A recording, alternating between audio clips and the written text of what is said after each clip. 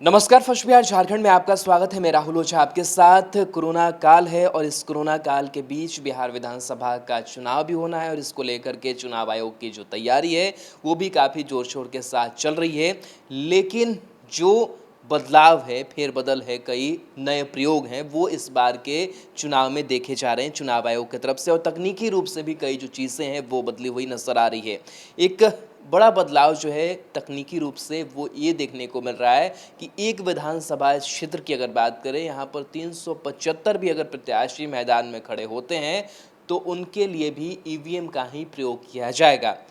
EVM का जो model है वो इस बार नया प्रयोग होने जा रहा है। ईवीएम का जो M3 मॉडल होता है उसका उपयोग होने जा रहा है, लेकिन इससे पहले भी चुनाव में इस मॉडल का इस्तेमाल किया जा चुका है। लेकिन इस बार यह जो प्रयोग है वो बिहार विधानसभा चुनाव में होने जा रहा है।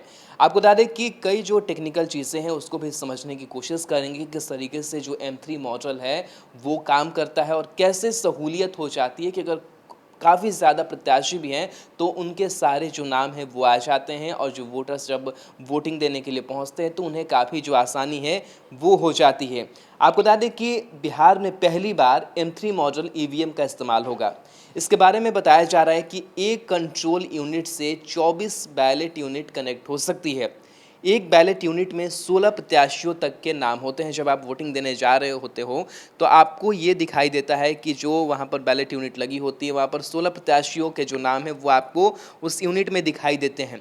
यानी 24 बैलेट यूनिट के हिसाब से अगर एक कंट्रोल यूनिट में 24 बैलेट यूनिट कनेक्ट हो जाएगी तो 24 बैलेट यूनिट के हिसाब से 384 प्रत्याशी होंगे, तब भी ईवीएम से ही वोटिंग कराई जा सकती है।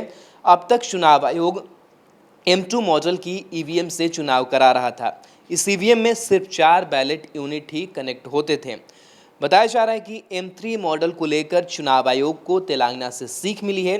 2019 लोकसभा चुनाव के दौरान तेलंगाना के निजामाबाद सीट से 185 प्रत्याशी चुनावी मैदान में थे। इस चुनाव में 175 सिर्फ किसान थे, जो हल्दी के दाम तय नहीं होने के कारण नेताओं के विरोध में चुनावी मैदान में खड़े थे। प्रत्येक बूथ पर 12 ईवीएम का इस्तेमाल हुआ था, जिसके बाद ऐसी स्थिति से निपटने के लिए आयोग M3 मॉडल पर काम कर रहा था और उससे सफलतापूर्वक इस्तेमाल जो है वो किया गया, और बिहार में पहली बार M3 मॉडल का जो इस्तेमाल है वो किया जाएगा। इससे पहले की अगर बात करें तो आयोग M2 मॉडल जो है उससे जो चुनाव है वो कराता था, और इसमें सिर्फ 4 बैलेट यूनिट ही कनेक्ट होते थे। यानी कि एक बैलेट यूनिट की अगर बात करें तो उसमें 16 प्रत्याशियों के नाम होते थे, तो 4 बैलेट यूनिट जब कनेक्ट किए जाएंगे तो उसमें 16 से आप 4 गुणे कर देंगे तो 64 जो प्रत्याशी हैं उनके नाम उसमें M2 मॉडल में शामिल हो जाते थे। लेकिन इस बार की अगर बात करें M3 मॉडल की तो इसमें एक कंट्रोल यूनिट में 24 बैलेट यूनिट कनेक्ट हो सकती है।